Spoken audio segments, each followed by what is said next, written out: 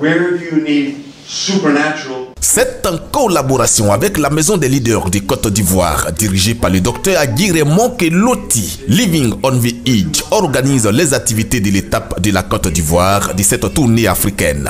Des activités qui se tiennent sur 2 jours, dominées par la formation de 60 leaders de différentes congrégations à travers le pays sur l'art de la résilience dans les temps difficiles. 2 formateurs, dont le révérend Dave Arouch Oden des États-Unis et le révérend Patrick Kuchio du Kenya, ont ouvert la première journée de cette formation en abordant comme sous-thème la réaction que tout enfant de Dieu doit avoir lorsqu'il est face à des difficultés. James has an answer for all 3 problems.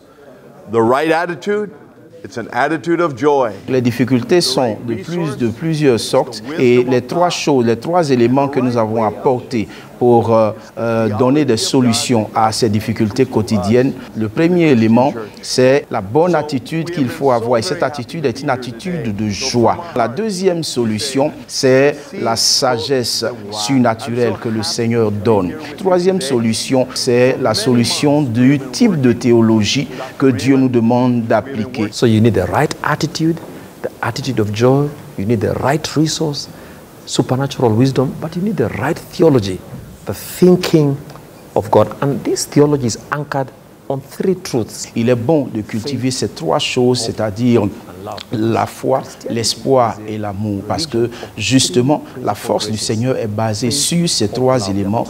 À partir de cette première journée de formation, la principale mission de Loti pour son représentant local a été dégagée. Il s'agit de répandre la parole de Dieu reçue pour transformer des vies et faire des disciples par la formation accentuée des serviteurs de Dieu en groupe de 100 personnes par mois sur une période de 6 mois. Dr Aguirre-Mon veut s'appuyer sur les différentes fédérations pour permettre aux 60 formés d'atteindre cet objectif. Que les fédérations ouvrent leurs portes à ce grand programme et que nos différents présidents de fédérations ou les fédérations qui existent acceptent que leurs pasteurs soient formés au travers de ce programme qui nous a été confié.